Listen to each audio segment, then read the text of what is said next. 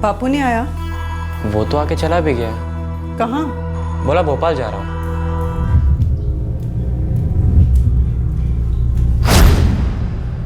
हाँ, है एक औरत भोपाल में। तेरे तरह 24 घंटे मेरा दिमाग नहीं चाटती। और यहाँ जो औरत है तेरी लुगाई, तेरा बेटा, उनका क्या?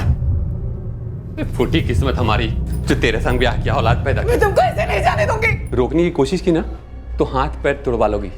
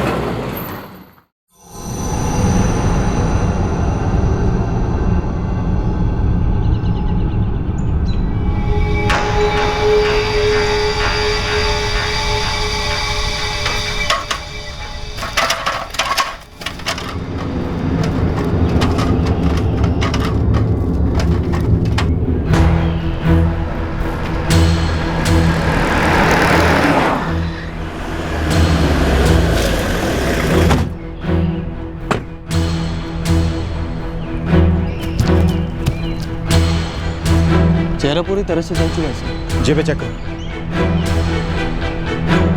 पॉकेट में तो कुछ भी नहीं है सर। दीक्षित, आसपास देखो, कुछ मिलता है क्या?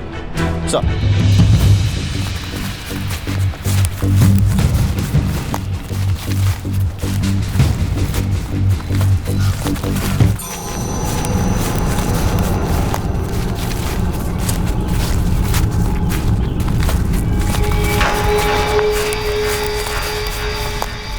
सर सबूत जैसी कोई चीज नजर नहीं आती। बॉडी को पोस्टमार्टम के लिए भेजिए। साफ मर्डर केस, पहचान मिटाने के लिए चेहरा जलाया गया। एक बेनाम लाश, चेहरा पूरी तरह से जला हुआ, ना कोई सुराग ना कोई पहचान। पुलिस के सामने एक बात बिल्कुल साफ थी कि लाश की पहचान मिटाने के लिए उसका चेहरा पूरी तरह से जलाया गया था, ताकि ना पहचान होगी और ना ही पुलिस मुजरिम तक पहुंच पाएगी। क्या ऐसा हो सकता है?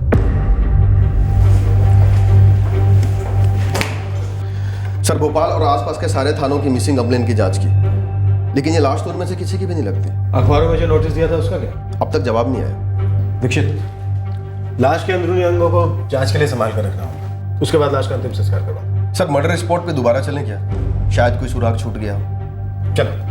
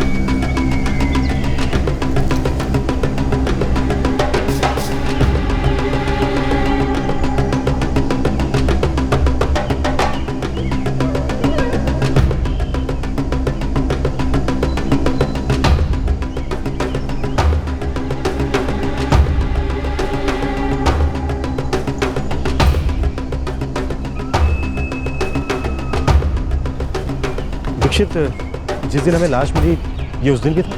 हाँ सर था तो, लेकिन मुझे लगा केस से कोई कनेक्शन नहीं है, इसलिए।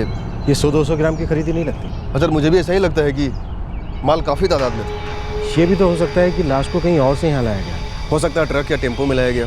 हो सकता है लहसुन ले जाने वाली किसी गाड़ी से लाश लाई गई। हाँ सर, लहसुन यहाँ इतना ज़्यादा है तो ये भी हो सकता है। आसपास की जितनी भी मंडियाँ हैं वहाँ पे पूछताछ करो। पता करो कि लहसुन की थोक की बिक्री कहाँ से होती है। पता करता हूँ सर, और ट्रांसपोर्ट वालों से भी पूछताछ करता हूँ। 28 और 29 नवंबर, इन 2 दिन की मूवमेंट पता करो। है तो अंधेरे में ही तीर, पर हो सकता है सही निशाने पर जा रहे हैं।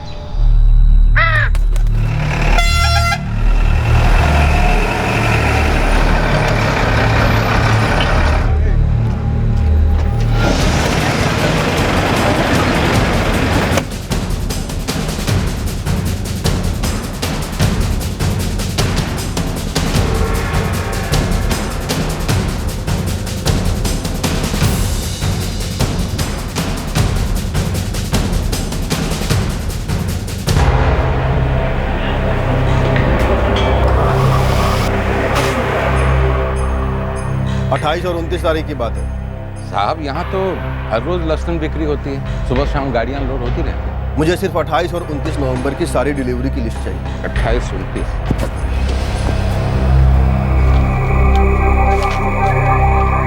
ये लीजिए साहब, इसमें सभी व्यापारियों के नाम लिखे हुए हैं। टाइम लिख के नहीं रखते? साहब खरीदार भी हमेशा के और माल लाने वाले भी। हम तो खाते में यही लिखते हैं कि किस दिन कितना माल आया, कितना गया, इसी का हिसाब रखते हैं। इन तीनों पेजेस के जेरोक्स करा दो। जी। दिनेश,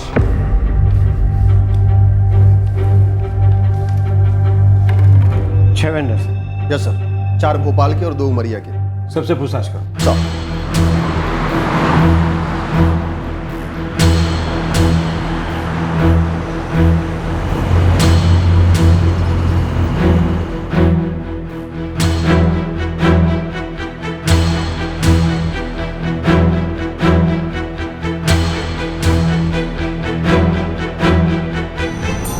नहीं साहब, पता नहीं कौन है।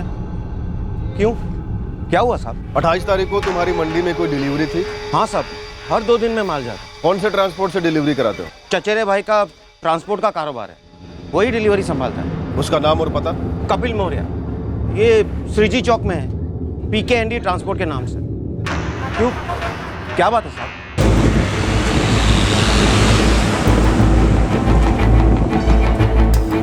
सर सारे व्यापारियों से पूछताछ की। 28 नवंबर को सबकी डिलीवरी थी और सबकी गाड़ियां उसी रास्ते से गई जिस रास्ते पर हमें लाश मिली थी। ट्रांसपोर्ट वालों से पूछताछ की? 5 को चेक किया, सबकी डिलीवरी दिन में थी। बस एक चौकसी सप्लायर्स की डिलीवरी 28 नवंबर को देर रात यानी कि 29 को सुबह हुई और ये डिलीवरी हुई चौकसी सप्लायर्स के मालिक राजेंद्र चौकसी के चचेरे भाई कपिल मौर्य का टेम्पो से। Sir Kapil Maurya transport company चलाता है, PKND ट्रांसपोर्ट कंपनी। मैं अभी उसी से मिलने जा रहा हूँ। पता करो, मैं तो अभी भी अंधी गली पर शायद कोई रोशनी नजर आ जाए। लाश के पास पड़े लहसुन के छिलके और कलियां पुलिस को ले आए सड़क तक, जहां पर ढेर सारे लहसुन पड़े थे। उस सड़क से मंडी, मंडी से लहसुनों के व्यापारी और उनसे ट्रांसपोर्ट तक। लहसुन की तीखी बू पुलिस को यहां तक ले आई थी। क्या यही एक सुराग पुलिस को मरने वाले और मारने वाले तक पहुंचाएगा, या पुलिस वाकई अंधी गली में घूम रही थी?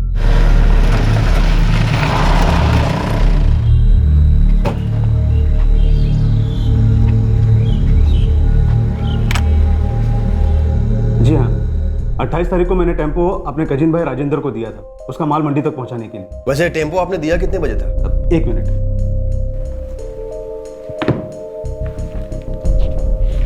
जी ये शाम को 6 बजे बुक हुआ था और दूसरे दिन सुबह 8 बजे लौटा। यानी कि 14 घंटे। जी। लेकिन मंडी तो यहाँ से सिर्फ 2 घंटे की दूरी पर है।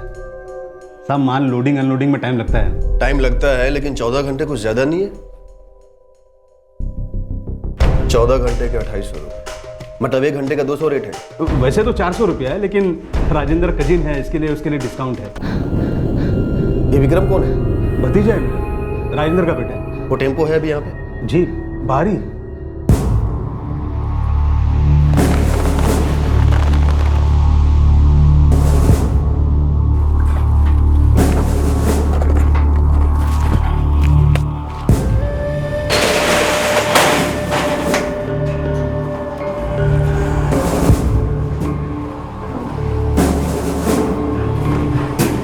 अरे साहब बताइए तो बात क्या है? खून हुआ है और हमें पूरा शक है कि उस रात लाश को किसी लहसुन डिलीवरी करने वाले गाड़ी में ही ले जाया गया था। वैसे विक्रम जो उस दिन टेम्पो लेकर गया था, करता क्या है? जी BCom का 2nd ईयर का स्टूडेंट है, यही भोपाल की किसी कॉलेज में पढ़ता है। उसे भनक भी नहीं लगनी चाहिए। अगर उसे पता चल गया तो हम समझ जाएंगे कि इसमें कौन शामिल है। नंबर दो उसका, नंबर।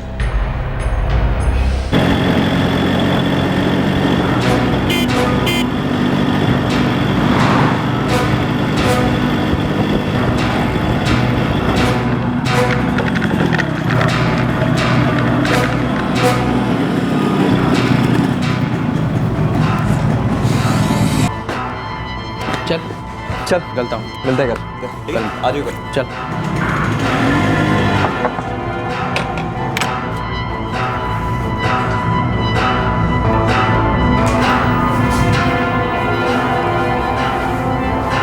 सर विक्रम चौकसी अपने बाप के लहसुन के माल की डिलीवरी करता है। 28 नवंबर को विक्रम ने ही अपने चाचा से टेम्पो किराए पर लिया था, शाम को ठीक 6 बजे।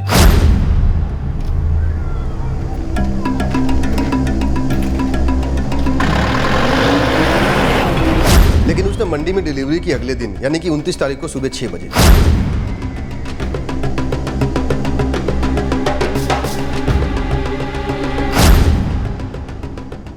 और कमाल की बात यह है सर कि 2 घंटे के अंदर यानी कि 29 तारीख को ही सुबह 8 बजे टेम्पो पीकेएनडी ट्रांसपोर्ट में वापस आ जाता है।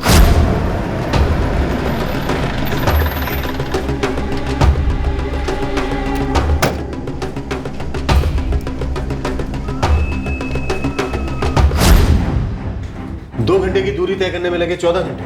जी हाँ सर, अगर लोडिंग अनलोडिंग के आगे घंटे पकड़ भी लिया जाए तो मैक्सिमम 6 घंटे में काम हो जाना चाहिए। और टेम्पो का किराया लगता है घंटों के हिसाब से लगता है। Yes sir. लाश किसकी है, मर्डर किसका हुआ, किस किस का हाथ है इस जुर्म में, अभी भी हम अंधी गली में चक्कर लगा रहे हैं। शकील सर, इस विक्रम चौकसी की जन्म कुंडली खींच निकाल। ये करता क्या है, कहाँ रहता है, किसके साथ उठता है, किसके साथ बैठता है, सब कुछ। 2 दिन का टाइम दो सर, हो जाएगा।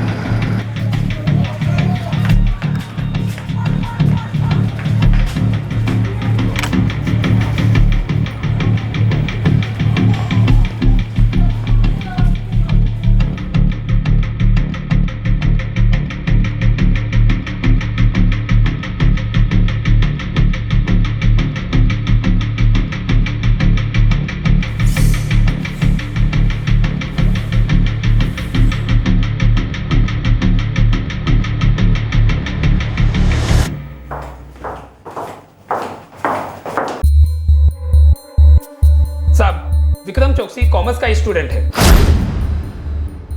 और उसी के कॉलेज का एक लड़का राकेश यादव उसका जिगरी दोस्त है। राकेश पन्ना जिले से आया है, उमरिया में रहता है, किराए के कमरे में किसी कुसुम चौहान के घर में। सब ये औरत कुसुम चौहान शादी ब्याह के हॉल में साफ सफाई का काम करती है। कुसुम का लड़का सूरज चौहान और राकेश यादव और विक्रम चौकसी से उसकी काफी अच्छी बनती है। और सब कुसुम का पति नथुलाल चौहान टेम्पो चलाता है।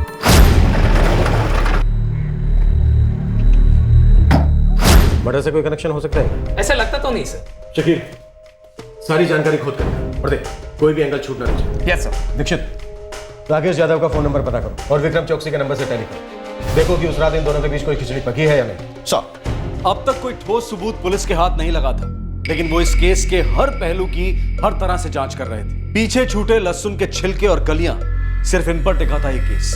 विक्रम चौक से लहसुनों से भरा टेम्पो लेकर 28 तारीख की रात को मंडी गया था, उसी दिन जिस दिन ये कत्ल हुआ था। कौन था वो आदमी जिसका इतनी बेदर्दी से कत्ल हुआ था?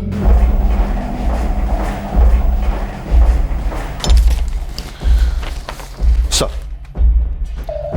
28 नवंबर की रात राकेश यादव और विक्रम चौकसी इन दोनों के सेल लोकेशन के मूवमेंट उमरिया से मंडी तक सेम टू सेम है। मतलब उस रात दोनों साथ में? जी सर, और गौर करने वाली बात तो यह है कि उस रात दोनों ने 2 बार उमरिया से उसी सुनसान जगह के लिए मूवमेंट की है। एक बार तकरीबन 6:30 से 8:30 के बीच में और दूसरी बार उमरिया से वो लोग फिर निकले हैं 12 बजे के आसपास।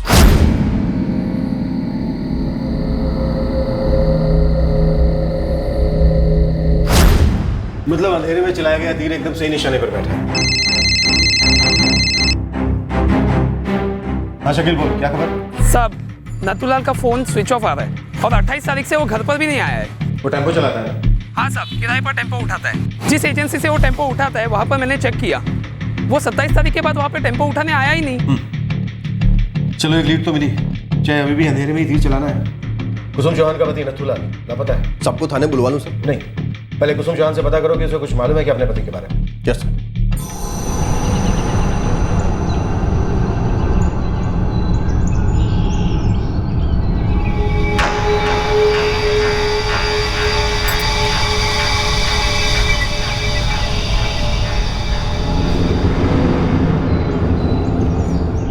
कुसुम चौहान आप ही हो? जी साहब। आपका पति नथुलाल कहाँ है अभी? क्यों साहब, क्या हुआ? वो भोपाल गया है। भोपाल में कहाँ और कब गया था? मैंने पूछा भोपाल में कब और क्यों गया वो? वहाँ उसने एक औरत रखी है, उसके पास गया। बता बोल, कोई मर्द दूसरी औरत का पता बताता है क्या साहब? ये किसने बताया कि वो भोपाल गया? मेरे बेटे ने बताया। बापू नहीं आया? वो तो आके चला भी गया। कहाँ? बोला भोपाल जा रहा हूँ। जाते जाते तुम्हारे पति ने तुम्हारे बेटे को बताया कि वो भोपाल जा रहा है। हाँ साहब, मेरे बेटे ने तो यही बताया।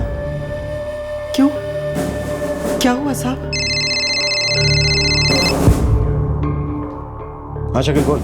साहब चौक थाने से बोल रहा हूँ। 20 नवंबर को सूरज चौहान को हिरासत में लिया गया था। उसके बाप नथुलाल चौहान की शिकायत पे। कंप्लेन क्या थी? सूरज ने बाप को पीटा था साहब। नथुलाल ने थाने में बेटे के खिलाफ रपट लिखवाई, मर्डर अटेम्प्ट की कंप्लेंट साहब। और उसी शाम विक्रम चौक से और राकेश यादव ने उसकी जमानत करवाई। शाबाश। दीक्षित सर, लगता है ना तो हम अंधेरे में तीर चला रहे थे और ना ही अंधेरी गली में बैठे। निशाना एकदम सही जगह पर। सूरज, राकेश, विक्रम, तीनों को लेकर आओ। Yes sir.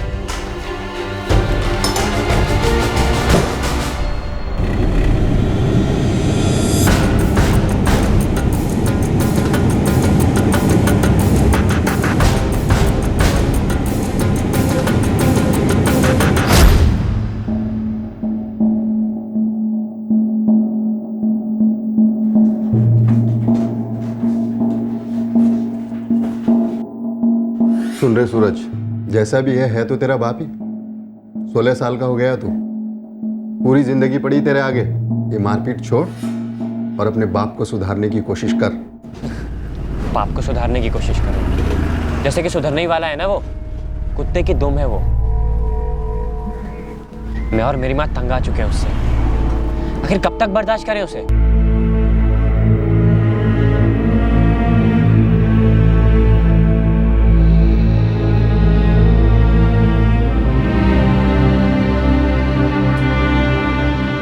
सूरज, तू ये सब में मत पढ़। अपनी पढ़ाई पे ध्यान दे, अपने फ्यूचर के बारे में सोच और अपनी जिंदगी बना।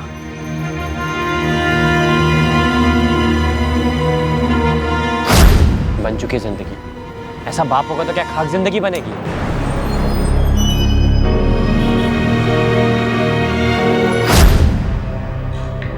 ये भोपाल वाली औरत कौन है? सुअर किधर कचरा खाता पता नहीं है। एक हफ्ते से तुम्हारा पति घर नहीं लौटा। तुमने जरूरी नहीं समझा कि पता करो वो कहाँ है? थाने में कोई कंप्लेंट भी नहीं की उसके लापता होने की। क्या फर्क पड़ता है साहब, आया नहीं आया, हमारा तो वो रहा नहीं। लापता रहे या उस औरत के पास, हमें क्या।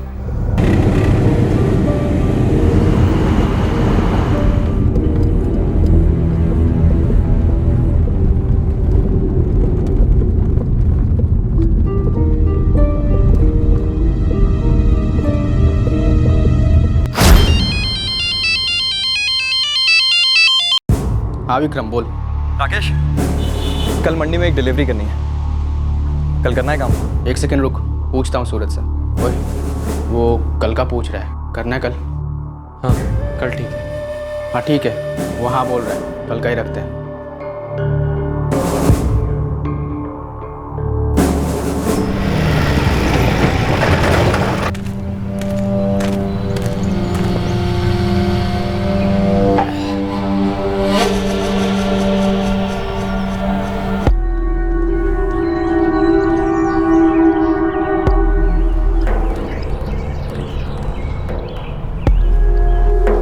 सूरज आ रहा है।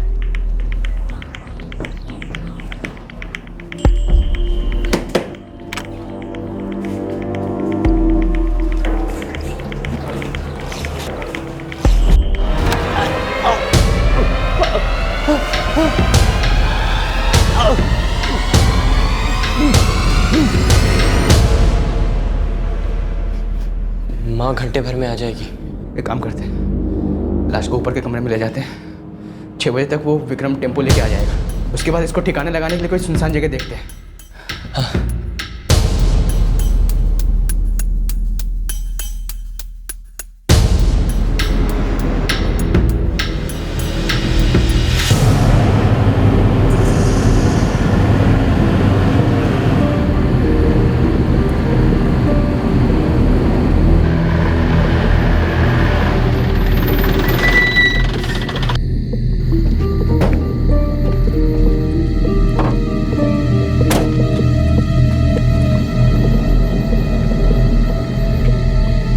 ये जगह ठीक लगती है? हाँ, है ना? ये सही है, सुनसान है, कोई आता जाता भी नहीं है लगता है। मैं रात 10 बजे बापू के गोडाउन से माल लेके निकलूंगा। पागल है क्या? 10 बजे पूरी बस्ती जागती रहती है, ऐसा नहीं करेंगे। तो ठीक है, 12 बजे पहुँचता हूँ। हाँ ये ठीक है। ठीक है, 12 बजे पहुँच के लाश उठाएंगे, यहाँ डालेंगे और फिर माल की डिलीवरी करते हुए सुबह तक वापस आ जाएंगे। ये ठीक रहेगा। चल अभी चलते हैं।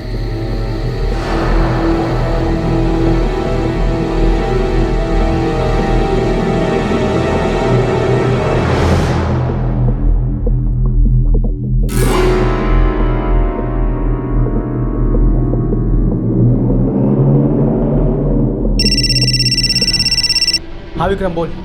हाँ सुन राकेश, मैं टेम्पो लेके बस्ती के बाहर खड़ा हूँ, आ जाओ। हाँ आ जा। नहीं एक काम कर, टेम्पो लेके अंदर मत आ, टेम्पो की आवाज़ से कोई भी जग सकता है। टेम्पो को ही छोड़ दे, तू आ जा, हम लोग लाश को हाथ में लेके जाएंगे। चल ठीक है, 5 मिनट में पहुँचता हूँ। ठीक है।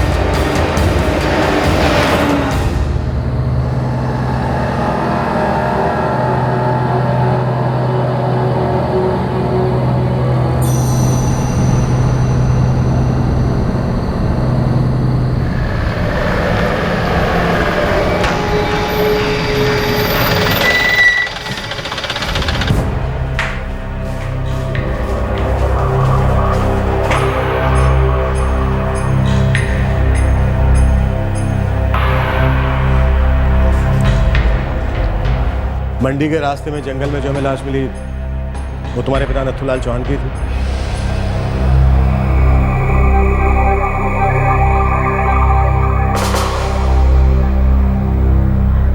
हाँ साहब, उसी की लाश थी और उसे मारा भी मैंने ही है। इसमें मेरे दोस्त राकेश और विक्रम का कोई हाथ नहीं। उसका खून भी मैंने ही किया और उसकी लाश को भी मैंने ही ठिकाने लगाया। तुम्हारे जुर्म का हिसाब करना, क्या सही क्या गलत, ये हमारा काम नहीं, पर तुमने जो किया वो जुर्म है और इस जुर्म का नतीजा भी तुम्हें भुगतना हो। भुगत ही तो रहे थे साहब, इतने बरसों से मैं और मेरी माँ दोनों जब तक जिंदा था एक पैसे का सुख नहीं। ना तो दारू छोड़ता, ना ही नशा छोड़ता और ना ही हमें छोड़ता। उसके साथ जीना किसी सजा से कम नहीं था साहब। मेरी माँ को बहुत परेशान करता था। आखिर कब तक सहन करता मैं? आखिर कब तक चुपचाप बर्दाश्त करता? मेरे पास और कोई दूसरा रास्ता नहीं था साहब, और कोई दूसरा रास्ता नहीं था।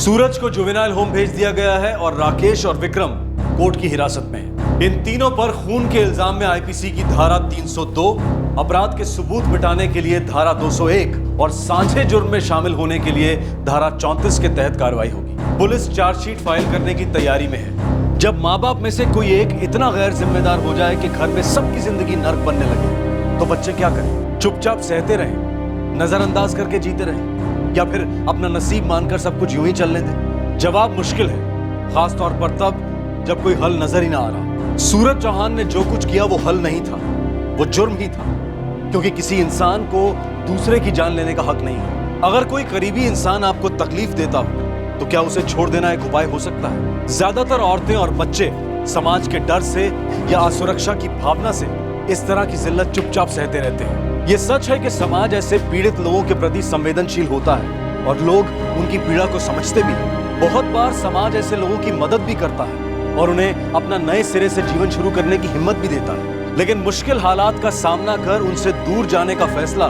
तो आखिर उन्हीं लोगों के हाथों में है जो उस मुश्किल का सामना कर रहे होते हैं। यातना सहने से अच्छा है कि यातना देने वाले से अपने आप को हमेशा के लिए दूर कर लिया जाए। यातना देने वाले को मिटा देना ये कोई समस्या का हल नहीं है। देखते हैं हमारे आज के एपिसोड की दूसरी कहानी। आता बघतो आता सुट्टी मिळेल तर येईन मी आता मी सांगितलं ना सुट्टी आता नाही मिळेल त्याला मी तरी काय करणार। आता आता आता मे मध्ये येईन मला सुट्टी मिळेल तर मी बघतो कसं काय करायचं।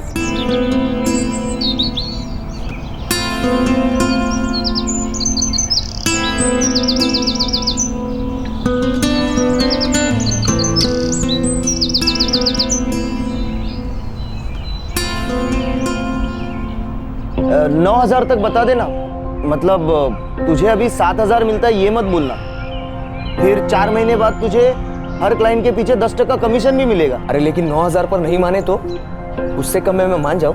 ऐसा लगे तो मान जाना, पर ऐसा होना मुश्किल है। क्या है, उन्हें भी काम करने वाले बंदे की जरूरत है ना। क्या हुआ? बाप रे, खून।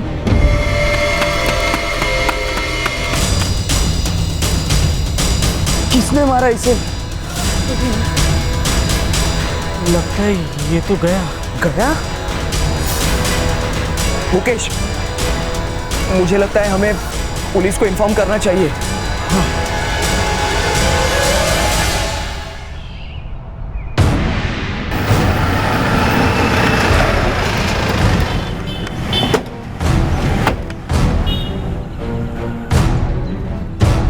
चलो चलो चलो खाली करो, चलो खाली करो। मर चुका है सर। पॉकेट चेक करो इसका। कैसे हुआ ये सब? पता नहीं साहब, जब ये आया था तो इसके साथ एक लड़की थी। उसी लड़के ने गोली मारी इसे? मालूम नहीं साहब, गोली का आवाज सुना, फिर एक लड़की और 2 लड़कों को भागते देखा। शेताजी जी काय काम आहे ना ते आपण नंतर, मी येतो ना, मला मे मध्ये सुट्टी मिळते।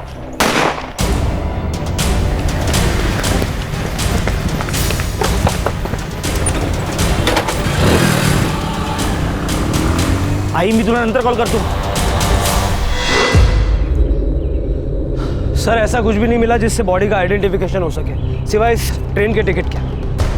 ये तो 26 मार्च का टिकट है, देहरादून जाने का, मेल 24। मतलब ये लड़का 26 को जाने वाला था। वो लड़की और साथ में 2 लड़के कौन थे? उन लोगों को पहले कभी इधर नहीं देखा था और इस लड़के को भी कभी नहीं देखा। तुम लोगों ने फोन किया था ना? जी सर। क्या देखा तुमने? हम लोग तो उस तरफ बैठे थे, गोली चलने की आवाज आई तभी हम यहाँ आए। मतलब ना तुमने लड़के को देखा ना उसके साथ 2 लड़के थे उनको देखा? नहीं सर, हमने उन 2 लड़कों को नहीं देखा, लेकिन उस लड़की को जरूर देखा। शायद वो लड़के बाद में आए हो। ऐसा कैसे हो सकता है? वो 2 लड़के और लड़की साथ में भागे थे ना? तू हमें नई स्टोरी तो नहीं चिपरा ना? सर वो पहले हम इसी बेंच पर बैठे थे, करीब 12:30 बजे की बात है, फिर ये लड़का यहाँ आया था। मुकेश यार, मुझे 1 महीने की नोटिस देनी होगी। अरे पर तू तो कॉन्ट्रैक्ट बेसिस पे ना। हाँ यार, देख जॉब तो मैं छोड़ दूंगा, उसकी टेंशन नहीं है, लेकिन डर लगता है ये साले कंपनी वाले मेरी सैलरी ना रोक ले। उनको बता ही मत ना कि जॉब छोड़ रहा हूँ। देख सीधा मंथ एंड में सैलरी ले ले और मेरे यहाँ आ जा। बट तुझे लगता ना मुझे ये जॉब मिल जाएगी? मैंने ऑलरेडी बात कर ली है, वो लोग तैयार है। आतिश तो झूठ बोल रहा है। तो फिर छोड़ देना मुझे। शिरीष, बस तू एक बार आके सैलरी की बात कर ले। तू मेरे फोन क्यों नहीं लेता तू आजकल? बस बात करने का मन नहीं करता। अरे चल जाना यार। आतिश मैं तुझे नहीं छोड़ूंगी, समझा तू? करके लगी तू? ये कॉलेज के लफड़े भी ना। हाँ यार, चल उस तरफ चल। देख आतिश, मैं तुझे बता रही हूँ ये सब करके तेरा कोई फायदा नहीं होगा।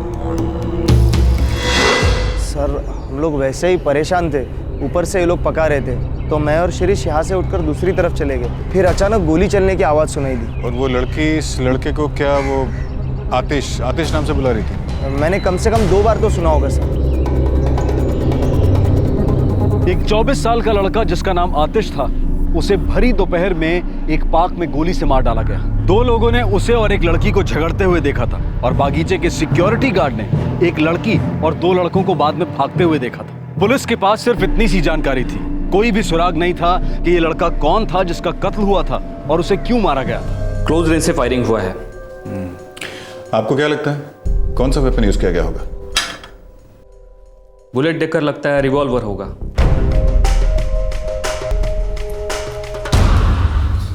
₹900 और ये ट्रेन का टिकट। किसी तरह का कोई कार्ड नहीं मिला, पहचान की कोई चीज नहीं। और कहीं से ऐसा भी नहीं लगता कि वो लड़की और साथ के दो जो लड़के थे उनका कोई लूट कर रहा था? सर मुझे लगता है वो इसका सेलफोन ले गए, इसकी बॉडी के पास कहीं नहीं मिला।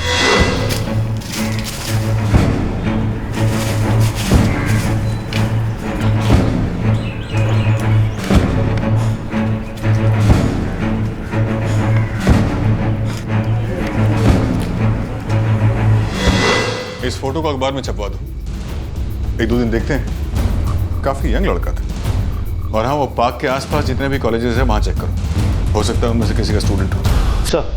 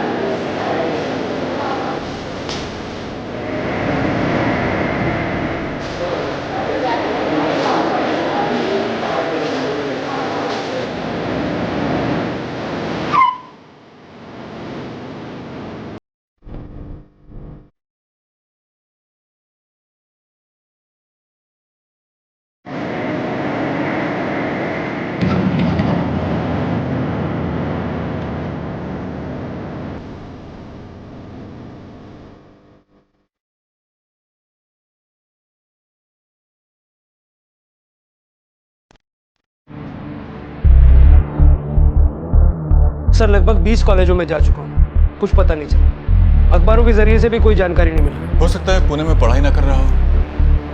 खैर जो भी है, अब तक किसी न किसी को तो आगे आना चाहिए था। किसी भी थाने में ऐसी कोई मिसिंग कंप्लेंट दर्ज नहीं हुई। सर मैंने लड़के को तो ठीक से देखा था, पर लड़की को ठीक से देख नहीं पाया। अब अच्छे से डिस्क्राइब नहीं कर पाऊंगा। हाँ, पर एवरेज लड़कियों जितनी हाइट थी उसकी, कुछ 5 फीट और 3 इंच, लेकिन चेहरा ठीक से नहीं देख पाया था मैं। तुम कह रहे थे आतिश, इसी नाम से बुला रहे थे ना लड़के को? जी हाँ सर, ये नाम मैंने सुना था, क्योंकि वो लड़की ना ये नाम चिल्ला चिल्ला कर ले रही थी। आतिश तो झूठ बोल रहा है। तो छोड़ देना मुझे। आतिश मैं तुझे नहीं छोड़ूंगी। मैंने देखा था वो लड़की 2 लड़कों के साथ भाग रही थी।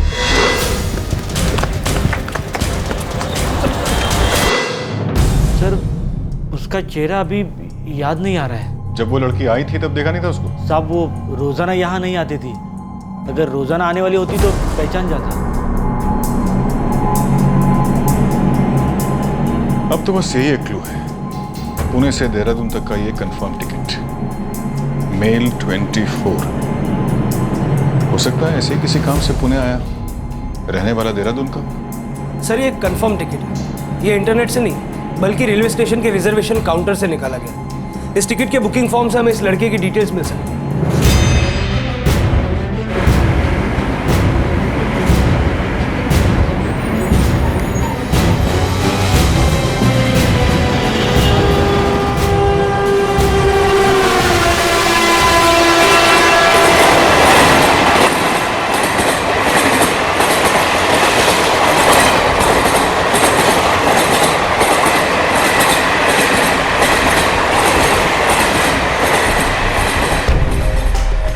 ये रहा सर। आतिश मिश्रा। सर इसमें एड्रेस भी है। हाँ, room number 13, boys hostel, PMI college of engineering. इसकी फोटोकॉपी करा के आपको लौटा देंगे। Okay sir.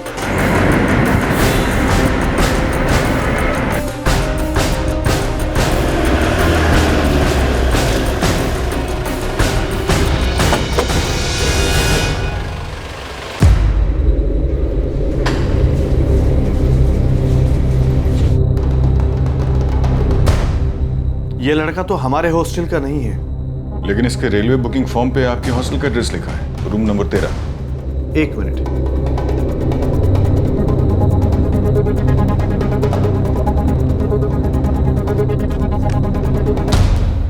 रूम नंबर 13 में तो सेकंड ईयर इंजीनियरिंग का स्टूडेंट गणेश तावड़े रहता है। नो सर, मैं तो इस लड़के को नहीं जानता। हो सकता है आपके कॉलेज में पढ़ता हो, पहले इस कमरे में रहता हो। अगर ऐसा होता तो मैं इसे पहचानता। इसका नाम कहीं ना कहीं तो रिकॉर्ड में होता।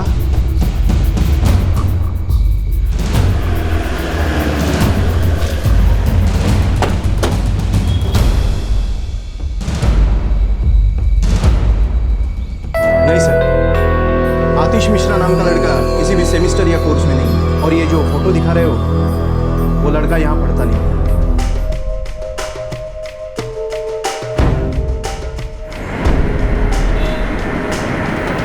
इस लड़के का काफी कुछ झोल लगता है। एक लड़की से झगड़ा होता है, फिर 2 लड़के आते हैं और इसे गोली मार दी जाती है। कहीं कोई लंबा झोल ना हो, कोई रैकेट वैकेट तो नहीं चला रहा था। खैर, इसका पता तो तभी चलेगा जब ये मालूम होगा कि ये लड़का है कौन। ये लड़का कौन था जो मारा गया और क्यों मारा गया? ये लड़का हर चीज उसके बारे में शक का इजाफा कर रही थी, ना कि उसकी पहचान पर गिरा पर्दा उठा रही थी। कत्ल में लड़की का शामिल होना इस संदेह को बढ़ा रहा था कि इस गुबार के पीछे कहीं ना कोई गड़बड़ जरूर है। लेकिन ये लड़का आखिर था कौन?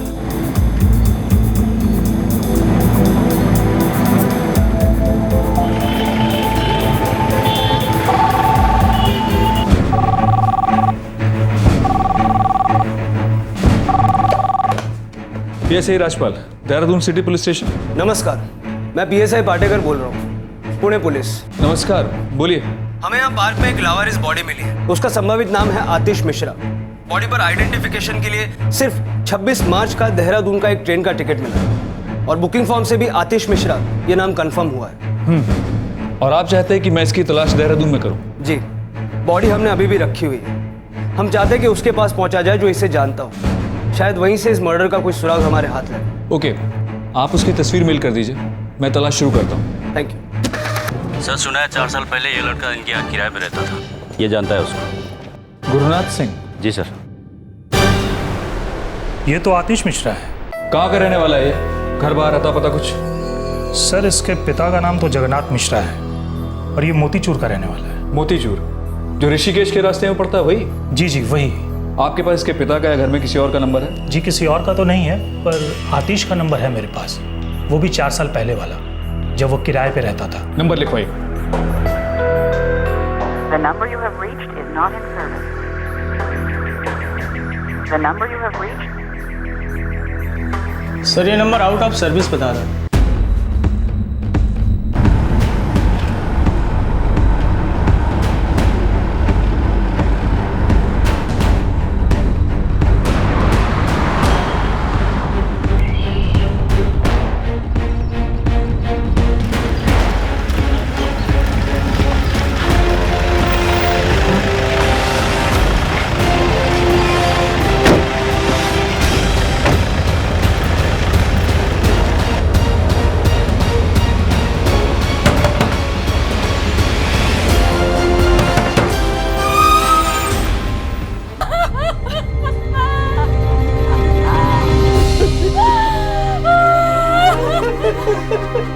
देखिए, संभालिए अपने आप को।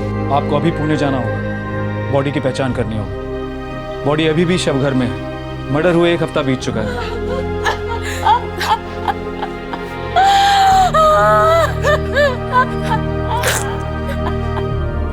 किसने मारा मेरी बेटी को? पता लगाना अभी बाकी है। पुणे पुलिस इसकी तहकीकात कर रही है।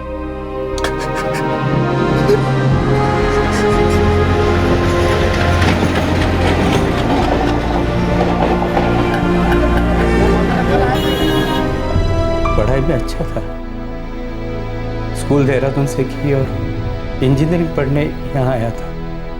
हमारी एक ही उम्मीद थी। आपका बेटा इंजीनियरिंग नहीं कर रहा था? हमने जिस कॉलेज में चेक किया वहां से तो नहीं कर रहा था। नहीं, वो किसी PMI। हाँ, PMI कॉलेज ऑफ इंजीनियरिंग। हाँ। जी नहीं, आपका बेटा वहां नहीं पढ़ रहा था। ऐसे कैसे हो सकता है? इंजीनियरिंग के 3रे साल में पढ़ रहा था, हर साल मैं फीस भेजता था। आपके बेटे ने आपसे झूठ कहा है। देखिए, हमें उसका मोबाइल नंबर चाहिए। मर्डर से ठीक पहले किसी लड़की से उसकी लड़ाई हुई थी। आपके पास उसका नंबर तो होगा ही। वो मेरी बेटी रजनी के पास उसका नंबर होगा।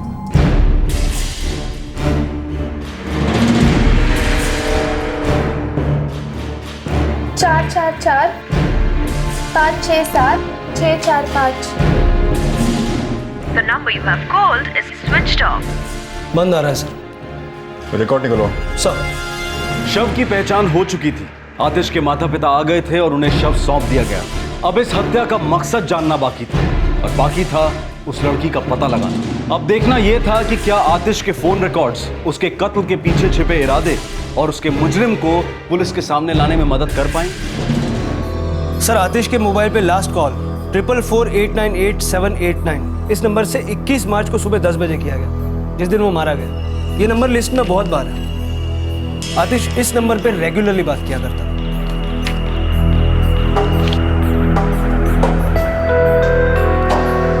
ये कोई सुराग हो सकता है। The number you have called is currently switched off. Switched off है। इसके भी रिकॉर्ड्स निकलवाओ। हो सकता है मर्डर के बाद इसे बंद कर दिया। Neena Sharma, B12 Vindhyachal apartments. इसका फोन उसी दिन से स्विच ऑफ आ रहा है जिस दिन आतिश मारा गया था। लगता है हम सही रास्ते पर जा रहे हैं।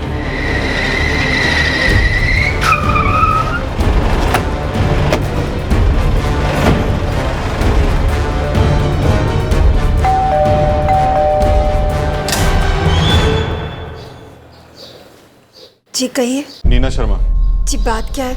नीना शर्मा कौन है? मेरी बेटी है, पर बात क्या है?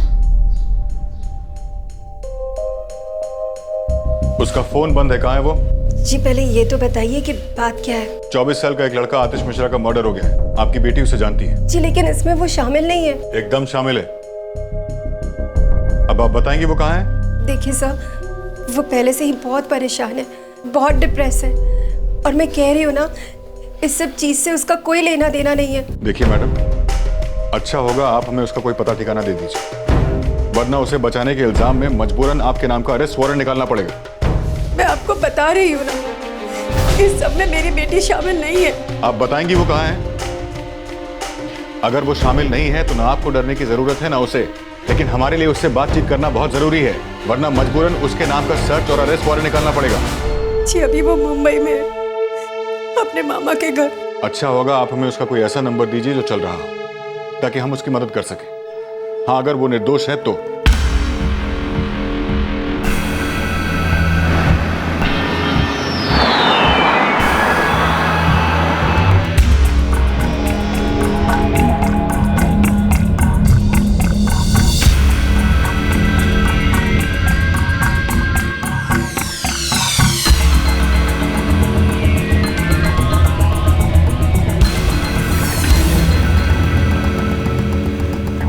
नहीं सर, ये वो लड़की नहीं है। हाँ साहब, ये वो लड़की नहीं है।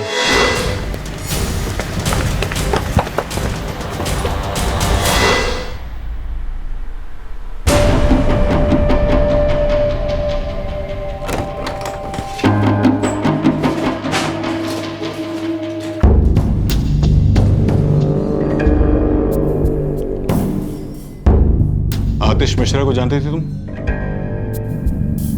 कैसे? नीना बताओ, आतिश मिश्रा को तुम कैसे जानती थी?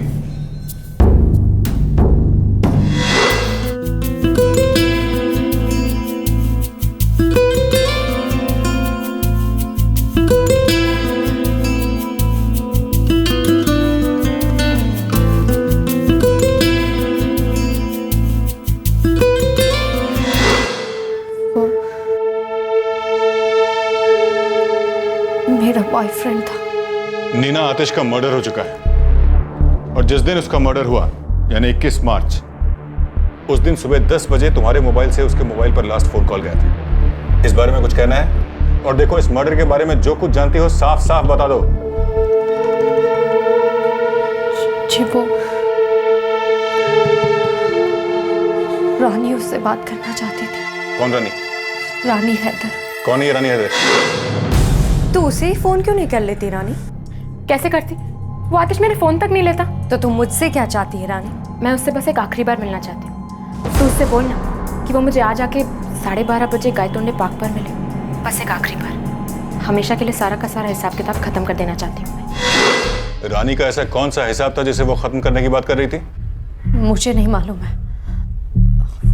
वो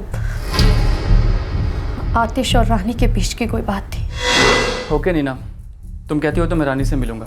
ठीक है आतिश, लेकिन कोई झगड़ा मत करना। मेरे और रानी के बीच में वैसे ही चीज़ें ठीक नहीं है। देखो तुम चिंता मत करो, मैं ऐसा कोई काम नहीं करूंगा जिससे हमारे बीच कुछ गड़बड़ हो। ओके? मुझे नहीं पता था रानी आतिश को मार देगी। तुम्हारे और रानी के बीच क्या था? आतिश और रानी के बीच क्या था? रानी आतिश से क्यों मिलना चाहती थी? रानी ने मुझे आतिश से इंट्रोड्यूस करवाया था।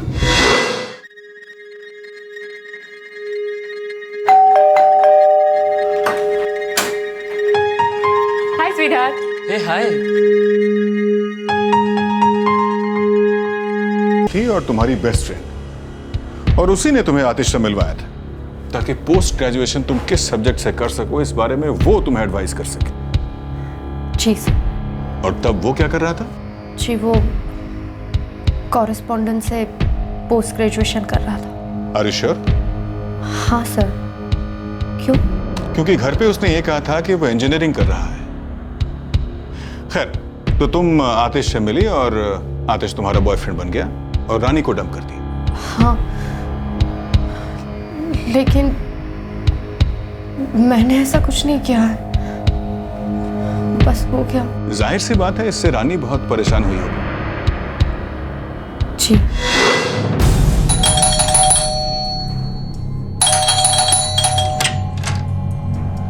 रानी बेल तोड़ेगी क्या? तेरा मुंह तोड़ना है मुझे? रानी मैंने कुछ नहीं किया है, बस वही मेरी तरफ अट्रैक्ट हो गया। अच्छा, तू क्या कोई मिस वर्ल्ड है या फिर मोनालिसा है? क्या है तू? कोई ऐसे ही नहीं अट्रैक्ट होता। जरूर तूने ही डोरे डाले होंगे उसमें। बहुत अच्छी दोस्ती निभाई तूने मेरे बॉयफ्रेंड को मुझसे ही छीन लिया। वो आजकल मेरे फोन कॉल्स तक नहीं ले रहा। और तब जाके मुझे पता चलता है कि तुम लोग दिन भर कॉफी शॉप में बैठे रहते हो, रात भर फोन पर बातें होती रहती है। और तुझे क्या लगा था मुझे कभी पता नहीं चलेगा? जो लोग सच्चा प्यार करते हैं ना, उनसे कोई बात नहीं छुपती। रानी बिलीव मी, मैं तुझे बताने वाली थी लेकिन डर रही थी। मेरे पीठ पीछे रंगरलियां मनाते वक्त तो डर नहीं लगा? दोस्ती निभाने के टाइम डर गई तू? सॉरी रानी, लेकिन तू इतना गुस्सा क्यों कर रही है? देख, बात को समझने की कोशिश कर। अब आतिश मुझसे प्यार करता है। हम सबके लिए अच्छा होगा अगर तू इस बात को मान ले और हमारे रास्ते से हट जा। तुझे जरूर कोई अच्छा लड़का मिल जाएगा रानी। तू ही रख लेना सारे लड़के, तेरा पेट नहीं भरता ना। मैंने तुझे अपनी दोस्त समझकर उससे मिलाया और तूने दगाबाजी करने से पहले एक बार तक नहीं सोचा।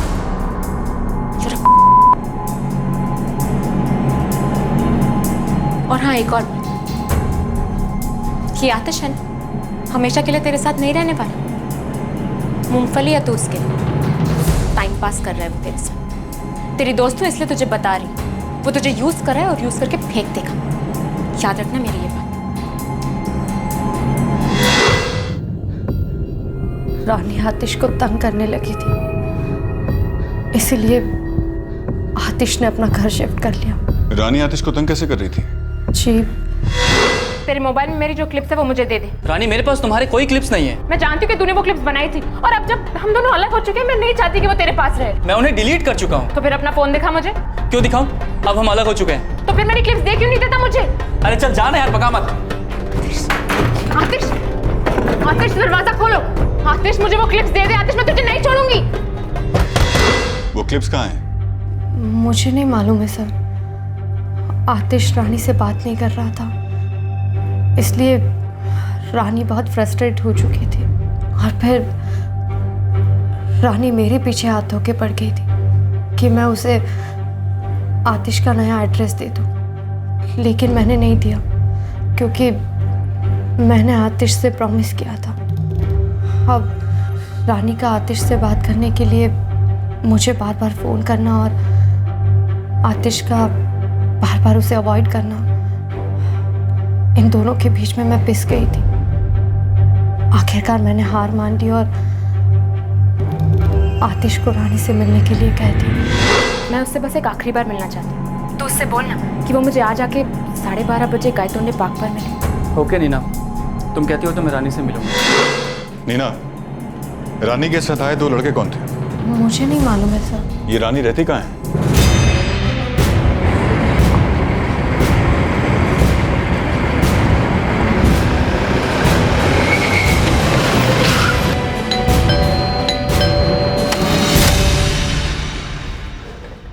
रानी हैदर?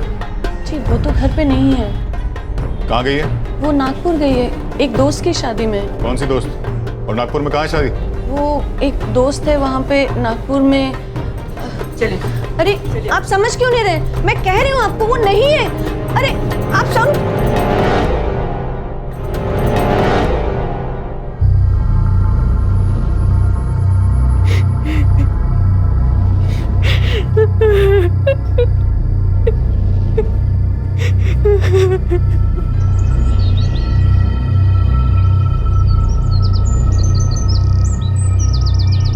मुकेश यार, मुझे 1 महीने की नोटिस देनी होगी। अरे पर तू तो कॉन्ट्रैक्ट बेसिस पे ना। हाँ यार, देख जॉब तो मैं छोड़ दूंगा, उसकी टेंशन नहीं है। क्या चाहिए थी मुझसे?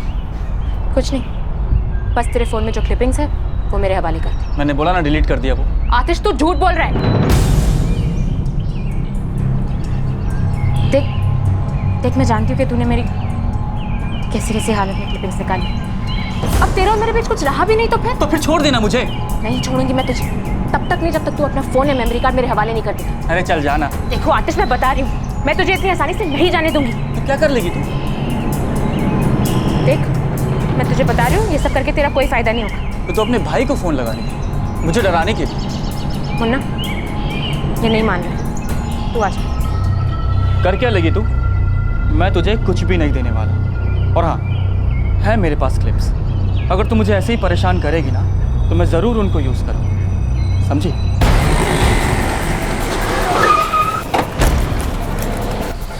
तेव्हा हे करून जातो ना, म्हणून तर एक रानी इसमें कुछ नहीं है, तुम समझो। फोन दो मुझे। तुम समझो इसमें कुछ नहीं है। मैंने कहा तुम क्या है बे?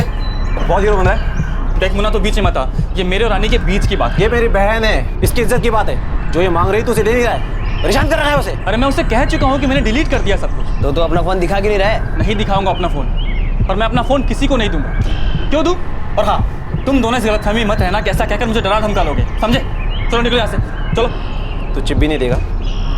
नहीं दूंगा तो क्या कर लेगा?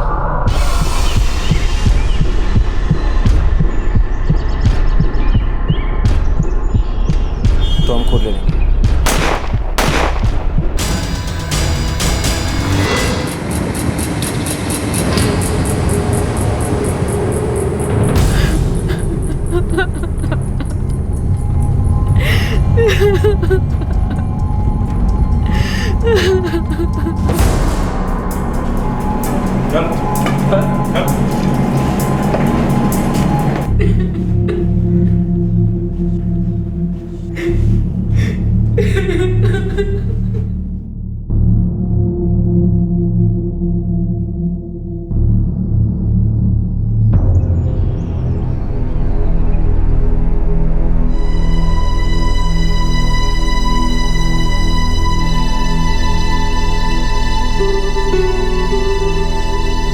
रानी, मुन्ना और मनोज इस वक्त जुडिशियल कस्टडी में है और पुलिस चार्जशीट तैयार कर रही है। जो हुआ उसके शौक से नीना अब भी उभर नहीं पा रही है और रानी का परिवार तो इस बात पर यकीन ही नहीं कर पा रहा है कि उनकी बेटी किसी का कत्ल भी करवा सकती है। दोनों ही परिवारों को रानी, नीना और आतिश के बीच चल रहे दीवानगी के खेल का अंदाजा भी नहीं था। आतिश का परिवार जहां एक तरफ अपने जवान बेटे के जाने के दुख को झेलने की ताकत बटोरने में लगा था, वहीं दूसरी तरफ ये सोचकर हैरान था कि उनका बेटा परिवार से इतनी दूर रहकर भी हमेशा झूठ ही बोलता रहा कि वो क्या कर रहा है। इस अपराध से जुड़े सभी लोगों की उम्र 20 साल से जरा ही ऊपर यानी कि अर्ली 20s में थी।